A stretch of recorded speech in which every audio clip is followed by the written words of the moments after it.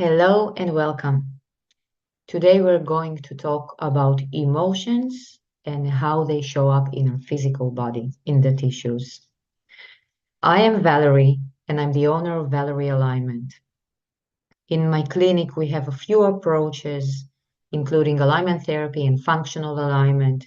We have mentorship and sessions, and everything in this clinic, in this business, is all around finding embodiment and bringing your bigger, your more expanded version, your authentic true self into your body in order to live in the way you were meant to live, in the way you chose to live.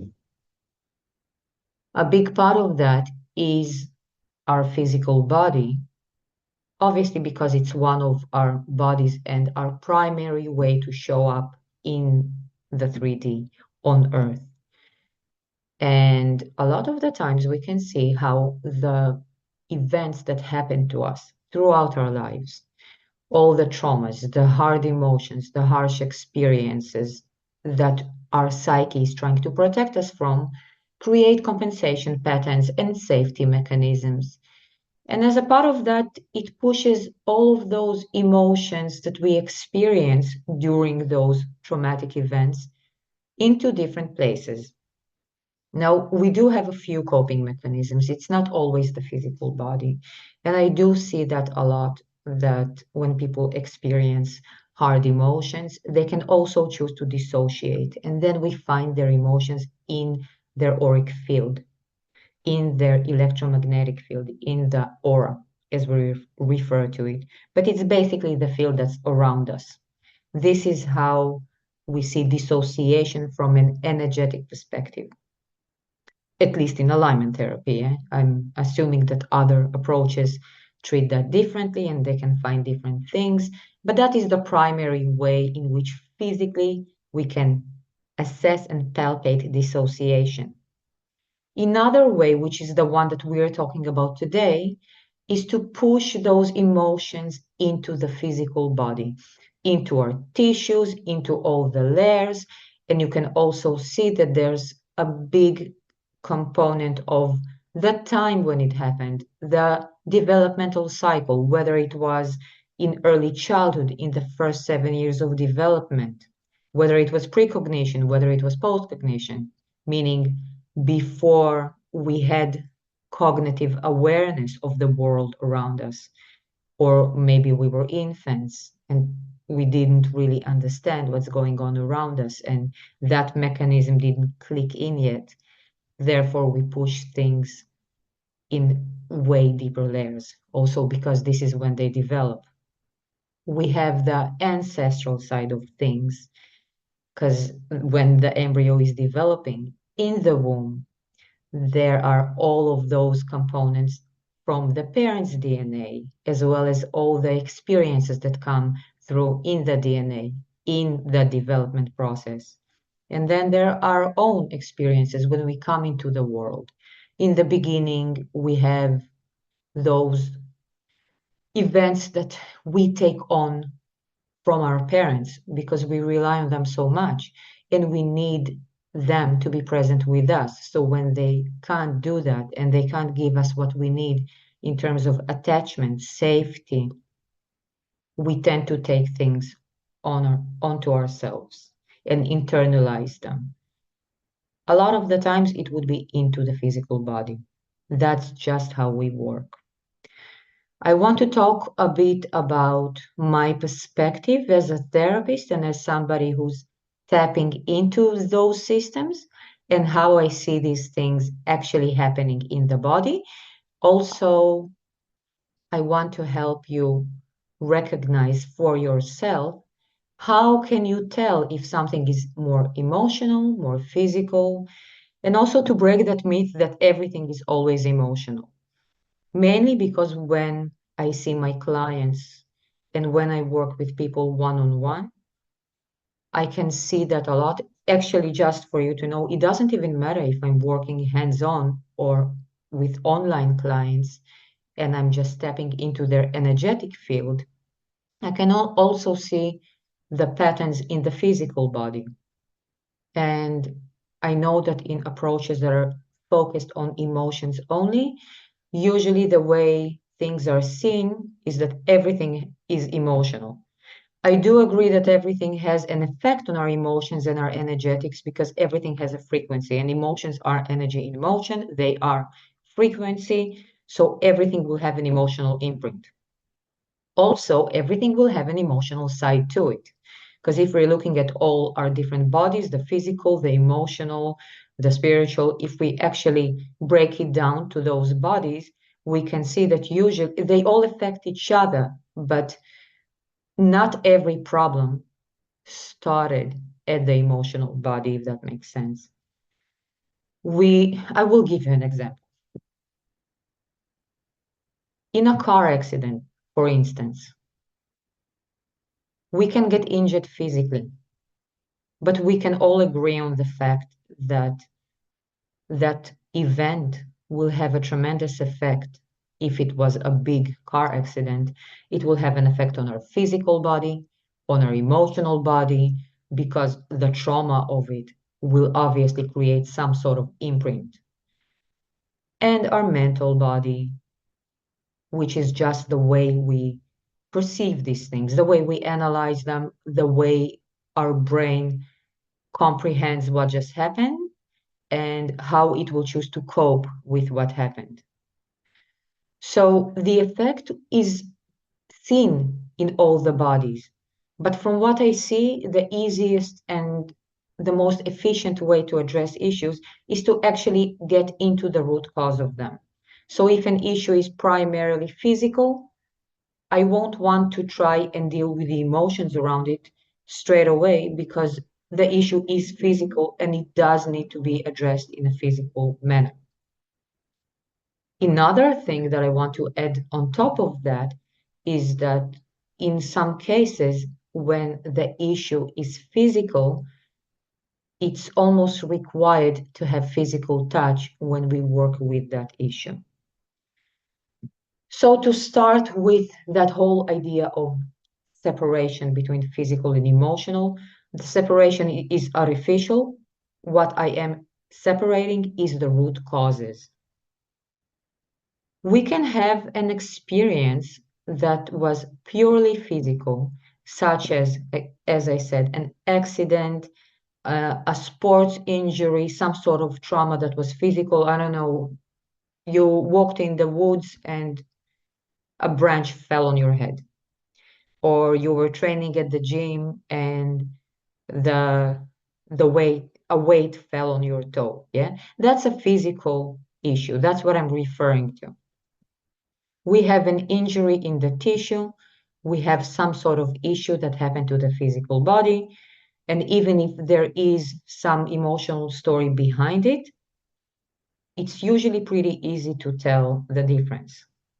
So the way I can see that is the biggest difference, and right now I will address people with high awareness and high sensitivity because usually, people that are really connected, they can foresee bad things happening. So it can be a bit tricky to distinguish between the two. But for instance, anyone who has been in a massive traumatic event, such as a big car crash or war, terror attack, anything like that, something really dramatic, you can usually see that when you look back, you had those 2, 3 seconds before the event happened when you had some sort of premonition. You knew that something is about to happen. Either you had the image or the feeling, the sensation. You knew that it's coming. And yet, it doesn't mean that your emotional state created the situation. It means that your emotional gift, ability as a human being identified that something is about to happen, recognized it, and went into preparation. So it prepares all of your systems, but a part of it would be the physical body. And there are a few key things that are happening. So, for instance, your heart rate will go up, your whole fascial system will tighten, your kidneys will slide up. There are a few things that are happening in the body, just preparing for impact, basically. On the other hand, when something happens and it's primarily an emotional response, you won't feel the physical pain straight away.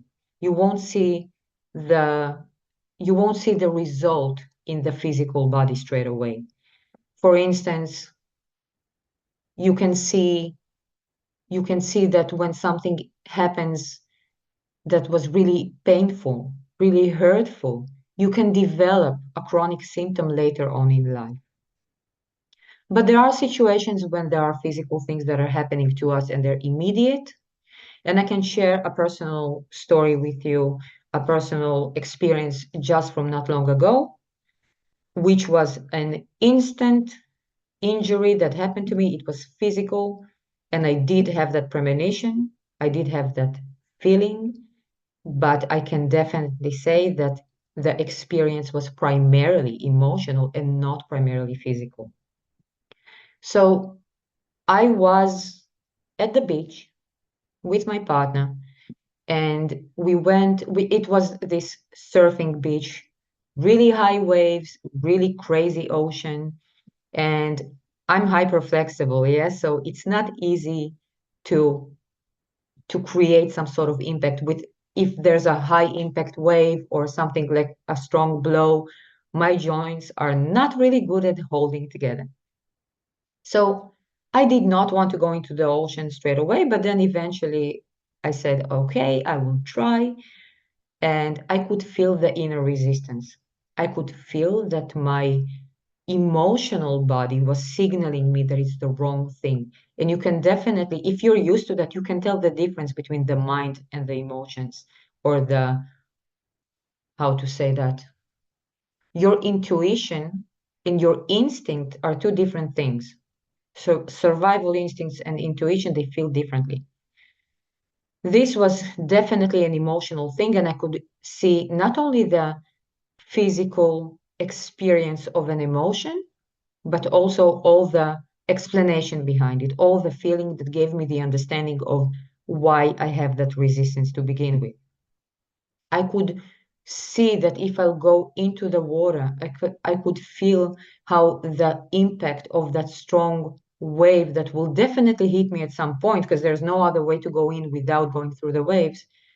How, when I will go in, it will hit me, and how will it feel? And what would be my emotional experience through that? I could feel overwhelmed by the fear of it. And yet I knew that it resembles too much to other experiences that I'm going through. I was going through a lot of transition, still am, and I knew that it's sort of like my psyche is looking for that physical experience to bring the emotional experience into reality, to ground it in my body. And it happens not just with good things, it happens with bad things a lot. It's basically the whole idea of developmental leaps, healing cycles, and the nature of us as human beings, the cyclical nature of us, as well as the whole of nature around us. It all works in cycles. When something is not completed, the psyche is trying to complete the cycle. And if it's not working emotionally, it will try to bring it into the body to make it more real, for us to actually finalize. Look at that, first of all. First of all, pay attention to the fact that it's there, it's happening. And after that, do something about it. Actually finalize that healing cycle or that awareness cycle to get to a resolution. So, yes, I went into the ocean and I did get injured, and I tore my meniscus and I hurt my ACL, and I'm still dealing with that injury. But my knee is healing really fast, and I didn't need any surgery. I basically only saw an exercise physiologist once. I didn't do too much. I did see an osteopath a few times, but I could see that my body is healing really, really fast. But it started that healing process not with the physical treatments, It started the healing process when I started to look at the origin of that sensation of the feeling of fear of growth, fear of change and expansion. I could see all the events in my life and all the challenges that are ahead of me, how big these challenges are in comparison to the previous challenges that I had in my life. And it's basically that fear of the unknown and how my perception of the unknown was that it's dangerous, it's scary. That's how I saw those challenges and that next step in my life. And the ocean was a wonderful representation of that big and vast and strong unknown that I know that if I will go in, it will hurt me. And I felt that it's inevitable, and life showed me that it was inevitable, and I did get injured. That I hope it explains pretty much the difference of something that is physical primarily or emotional primarily. Another thing that I'm just noticing when I'm talking about it is that the primarily physical usually is unpredictable, unexpected, and it's not in our control. It's something that we're subjected to. It happens to us. We don't usually plan it.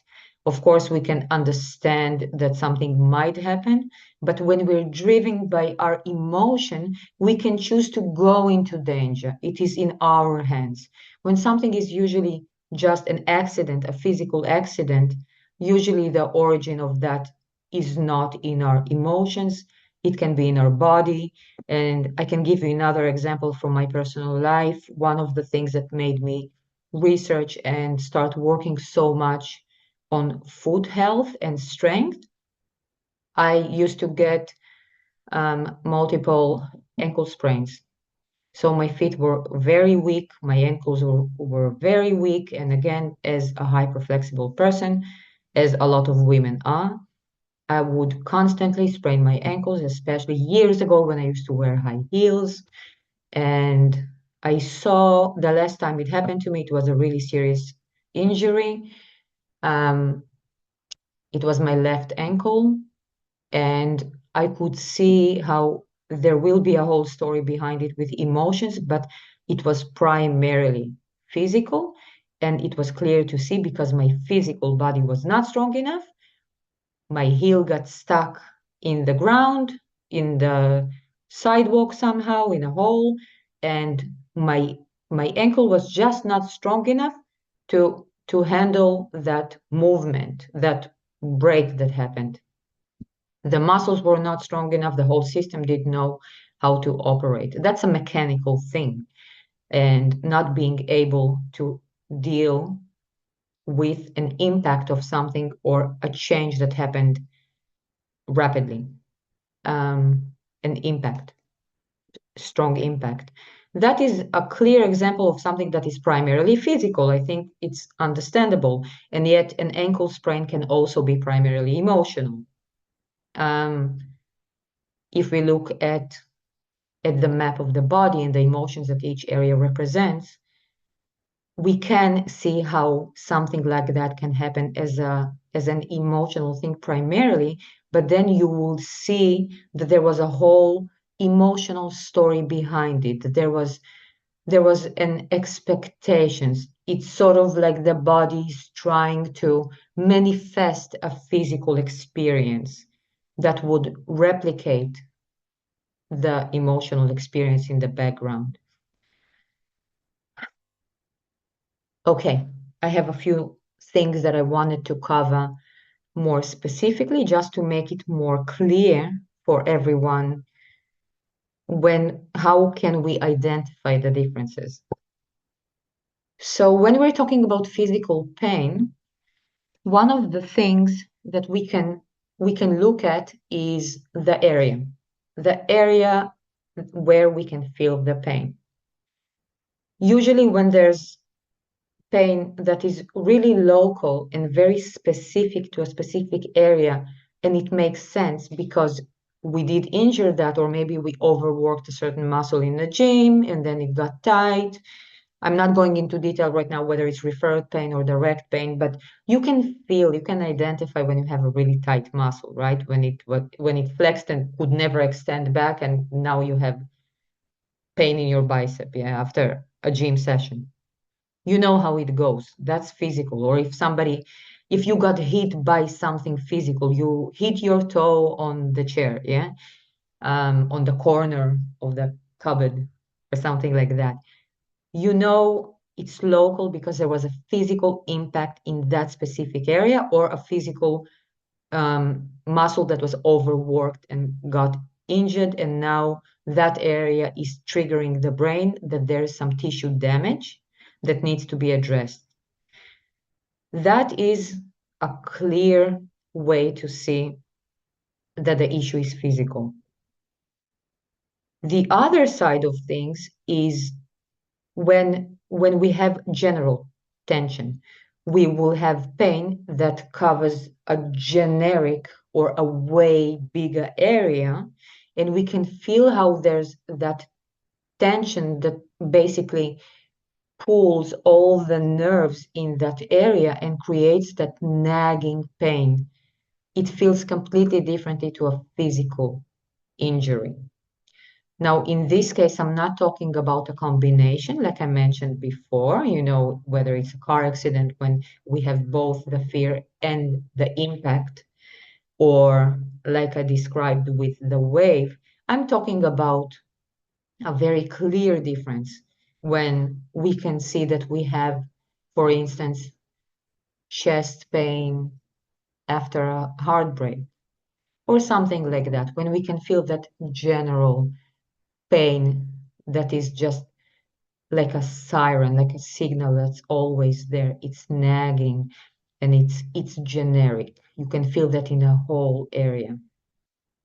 Another thing that we can see, another way to identify is whether there's a specific reason, as we said, whether we know that we just hit our hand on the table, there is a physical reason to that signal, because eventually pain is a signal to the brain. It brings the attention of the brain to that area. So if I hit my hand on the table, I know that it just happened. So I know that there's a reason for this area to signal to the brain that something just happened, that the tissues got hurt. When we have pain with no reason that we can identify, we know that there's a whole story behind it. And there are a lot of things to look at, but the emotional state is usually a really big component, and most likely it is the primary one. Another thing we can look at is the duration, acute pain versus chronic pain. When something happens to us right now, an injury, a physical injury, there's a reason for the pain being there, because it signals to the brain, as we said, that something is wrong. The tissue is damaged and it needs to be repaired. So we will feel that pain, but then once the healing starts, it will either change, because right now there are different processes. For instance, there's tissue deterioration, mucus, and all of that, because the tissues are being healed. So the pain will feel different. Now it's more burning. It's a different kind of pain. And then later, when we have a scar, for instance, it will be this pulling sensation of the skin and tension, but it will keep changing. Or if the issue is dealt with, healed pretty fast, we won't feel any pain because there's no reason for it. But when we have chronic pain, long-term pain, it means that the signal is not going anywhere. And in a lot of cases, that signal is still there because we still didn't deal with the underlying reason for it, with the root cause, which is a whole experience. The body can adapt to a lot of things. The body adapts to injuries, it creates compensation patterns around them. But when we have a huge emotional story and a huge dissonance in the emotional state, or in other words, when there's a big difference between who we are and how we were meant to express ourselves in life, in the world, just show up. as our true selves, and then how we actually live our lives is really different to that, the signal is not going anywhere. It will show up in our experiences, it will show up in our physical body, it will show up in diseases. It's not going anywhere because we are not meant to live in a big discord between who we are, our original blueprint, our original essence, and that new version that is way smaller, way more suppressed, tons of compensations, tons of dealing mechanisms with everything that had happened to us. To go to a job we don't like, to be with a partner we don't love, to just all of these things that are just not in accordance to who we are. This signal is not going anywhere, and that's an emotional thing. So we will see that it's long term, and it's either this generic discomfort, it can be also pain in a certain area that our psyche decided that that's a good representation for what's going on, whether it's based on our belief systems. There are a lot of different maps to that physical psycho. It's called physical psychotherapy, but there are a lot of different people that explain it, and the maps vary. Yeah? I can tell you from what I see when I work with clients hands-on, that there are some things that are pretty common. For instance, the masculine side, the feminine side, the specific areas that show whether it's, like the legs where we're going in life, or the arms is what we do, direction versus action. All of these things, there are a few common things, but at the same time, there are also really specific and individual things that happen to people, and therefore the way the psyche chooses to allocate a certain area for that experience would be specific. So we can experience it in this way, or the body will manifest it not just in pain but in disease. It will just keep stopping natural mechanisms and creating issues. There's another thing that I'm seeing when I'm working with people one-on-one, and when I'm working with the tissue directly, when I'm connecting to that area, that my client is saying that they can feel pain there, they can feel restriction, their range of motion is limited, or they can feel tightness, and it's been going on for a long time. When I'm placing my hands on a certain area, because I'm connecting straight into the nervous system, and I can see the story behind things if the client is open to sharing their system. I mean, yeah, it's not something that happens verbally. I can usually see or feel or experience it myself. When the story is physical, there's nothing behind it. I'm working on the tissue, and I can see that the body directs me towards a certain way of working with the tissues. It shows me that it needs deeper work or more superficial, whether it takes more time and the nervous system needs to adjust, whether the fascia wants more time, or it's something that's more deep and maybe a specific way of touch. That is physical. But when the root cause of it is emotional, pretty fast, when I place my hands and I palpate, I assess, I can already start connecting into the into the emotional experience of my client. I can see what was the story behind it, what created it, whether it started at this event or in childhood, what created the whole mechanism, the whole perception, why the person feels the way they feel, and why they manifested it in the body.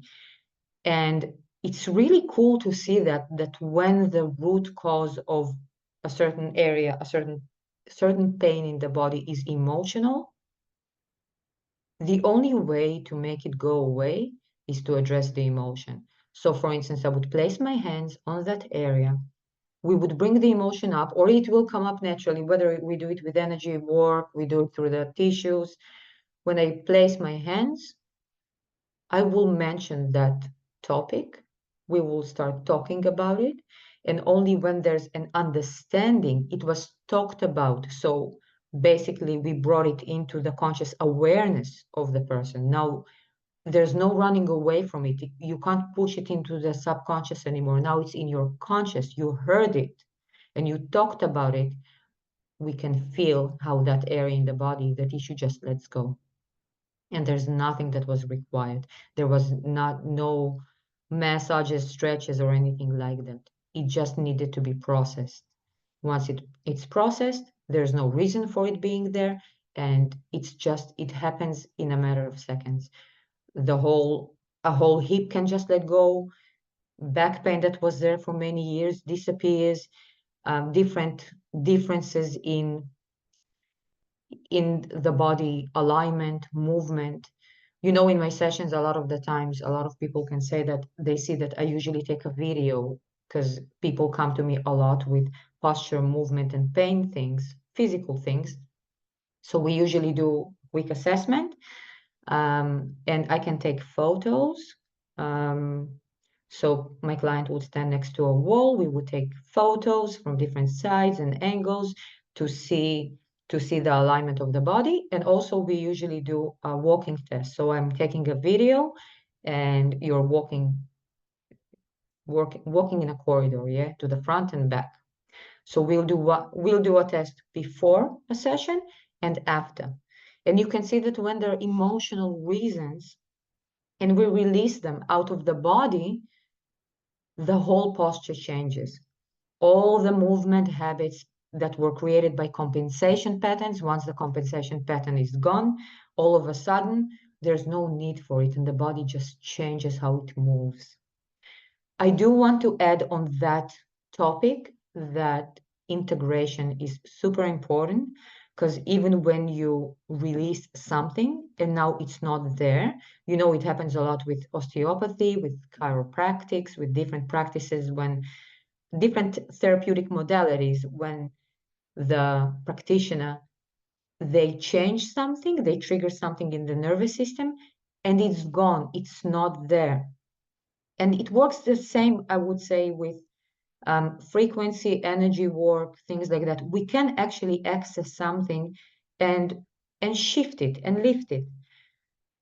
The problem is that as physical humans with a physical brain and a physical body, we also have habits. And it's true that once we shift a root cause of something, repeating something that we did before becomes uncomfortable. We will feel resistance towards doing things the old way. But there are some things that require time. For instance, for the body to adjust to the new way, it won't happen instantaneously. We still, even if it's happening really fast, it's still a process that takes time.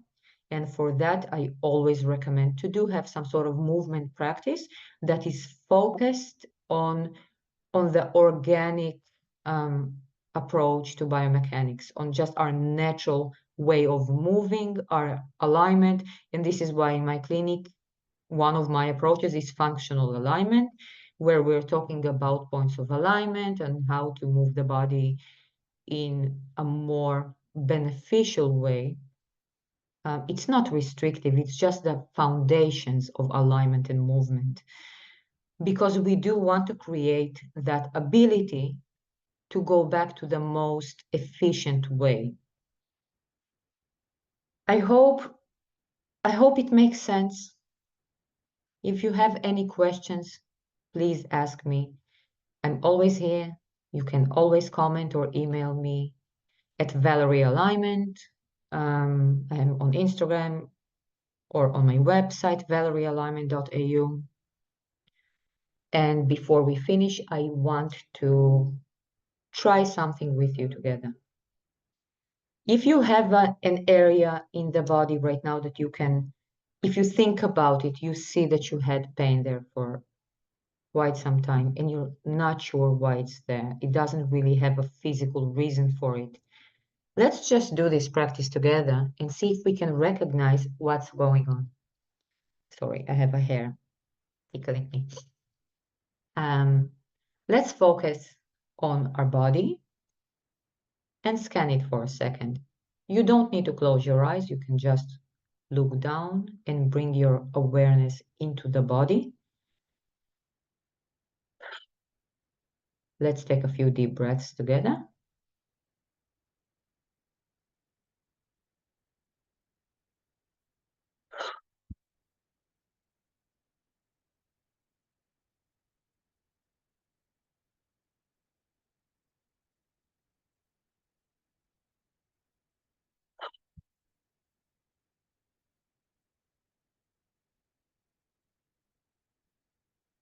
And scan our body with our awareness to see if we can identify pain that doesn't have a reason for it being there. Something that's been there for a long time, whether it's a few weeks or a few months or a few years.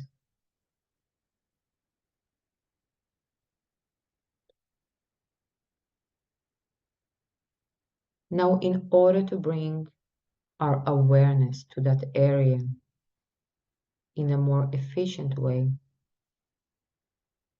if the pen is on the left side, let's take our right hand, and if the pen is on the right side of the body, we'll take our left hand, and then let's place it on that area and bring all the awareness to that area in the body.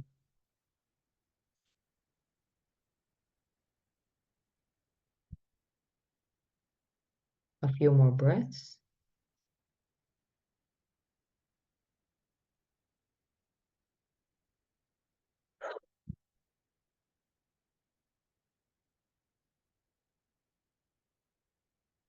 And let's ask that area, whether it's your shoulder, your knee, your back, your neck, let's just ask it. What's the story? What is it holding?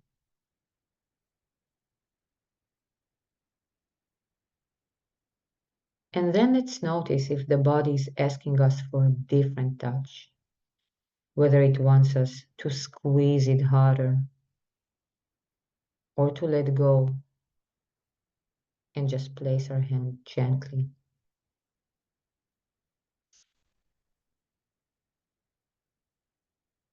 See if you feel more comfortable with your eyes closed or when you're just rolling your eyes down and focusing your attention. Keep holding the question in your head.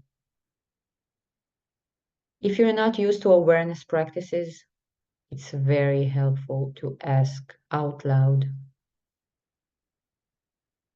And if you are not getting an answer, you can do that as a regular practice before you go to sleep. Your psyche will start processing the question and maybe even the event itself in your dreams. And pretty fast, you are likely to get the answer when you wake up in the morning, whether you got the answer in your dream or whether you received an answer as a thought in the morning as soon as you wake up.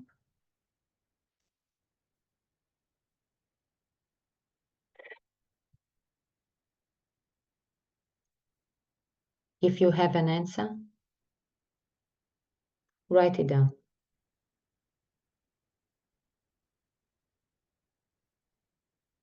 If you have a notebook next to you, you can do that, or in your notes on the phone. You can even record everything that you saw and felt. This is a very valuable practice to always use whenever you need to check in and understand what's happening in your physical tissues, in your body, and process through these layers. It changes not only the way your body is feeling, it changes your whole life experience.